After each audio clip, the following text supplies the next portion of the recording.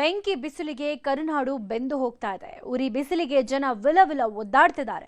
ಹೀಗಾಗಿ ಜನ ತಮ್ಮ ದೇಹ ತಂಪಾಗಿಡಲು ಸಾಕಷ್ಟು ಹರಸಾಹಸ ಪಡ್ತಿದ್ದಾರೆ. ಎಮ್ಮದೇ ಬಡವರ ಫ್ರಿಡ್ಜ್ ಅಂತಾನೆ ಫೇಮಸ್ ಆಗಿರೋ ಮಣ್ಣಿನ ಮಡಿಕೆಗಳಿಗೆ ಭಾರಿ ಡಿಮ್ಯಾಂಡ್ ಬಂದಿದೆ.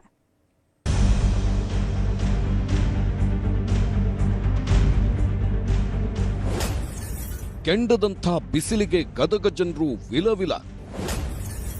ಬಡವರ ಫ್ರಿಡ್ಜ್ಗೆ ಸಿಕ್ಕಾಪಟ್ಟೆ ಡಿಮ್ಯಾಂಡ್. ಬಿಸಿಲು ಬಿಸಿಲು ಬಿಸಿಲು.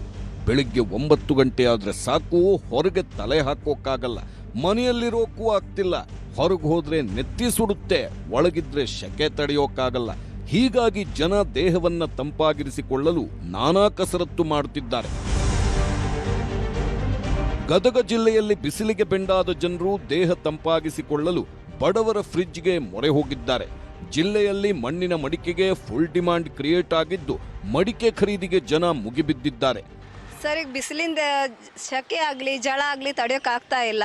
ಅಫ್ಕೋರ್ಸ್ ನಾವು ಮನೆಯೊಳಗೆ ಫ್ರಿಡ್ಜ್ ಯೂಸ್ ಮಾಡತ್ತೀವಿ, ಬಟ್ ಫ್ರಿಡ್ಜ್ ನೀರು ಕುಡಿಯೋದು ಬಾಡಿಗೆ ಅಷ್ಟೊಂದು ಬೆನಿಫಿಟ್ಸ್ ಇಲ್ಲ, ಹಾರ್ಮ್ಫುಲ್ ಇದೆ. ಸೊ ಕೋಲ್ಡ್ ವಾಟರ್ ಬೇಕು ಅನಿಸಿದಾಗ ಫ್ರಿಡ್ಜ್ ವಾಟರ್ಕಿನ್ನ ಮಡಿಕೆ ವಾಟರ್ ಕುಡಿಯೋದ್ರಿಂದ, ಮಡಿಕೆ ನೀರು ಕುಡಿಯೋದ್ರಿಂದ ಅದು ನಮ್ಮ ಹೆಲ್ತಿಗೂ ಬೆನಿಫಿಟ್ ಸರ್. ಆಮೇಲೆ ಕೋಲ್ಡೂ ಅನ್ಸುತ್ತೆ ಸರ್. ಈ ಫ್ರಿಡ್ಜ್ ನೀರು ಕಂಪೇರ್ ಮಾಡಿದ್ರೆ ಮಡಿಕೆ ನೀರು ಬೆಟರ್ ವೇ. ವಿಪರೀತ ಬಿಸಿಲಿನ ಝಳಕ್ಕೆ ದೇಹದಲ್ಲಿ ನೀರಿನ ಅಂಶ ಕೊರತೆ ಹೆಚ್ಚಾಗುತ್ತಿದೆ. ಹೀಗಾಗಿ ಜನರು ಹೆಚ್ಚಿನ ಪ್ರಮಾಣದಲ್ಲಿ ನೀರು ಸೇವನೆ ಮಾಡುವಂತೆ ವೈದ್ಯರು ಸಲಹೆ ನೀಡಿದ್ದಾರೆ.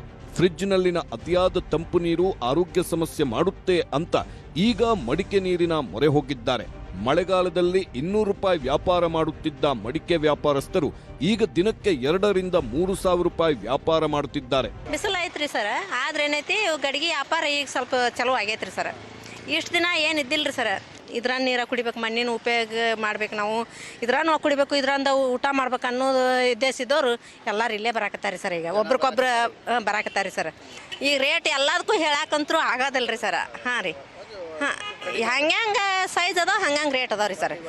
ನೀರಿನ ಗಡಿ ಮಾತ್ರ 300ಲಿಂದ ಹಿಡ್ದು 600 ಮಟ್ಟ ಅದಾವ್ರಿ ಸರ್. ಮತ್ತೊಂದೆಡೆ ಬಿಸಿಲಿನ ಝಳ ಹೀಗೆ ಮುಂದುವರೆದ್ರೆ ಹೇಗಪ್ಪ ಜೀವನ ಮಾಡುವುದು ಅಂತಿದ್ದಾರೆ ಜನ. ಸಂತೋಷ್ ಕೊಣ್ಣೂರ, ನ್ಯೂಸ್ 18 ಗದಗ.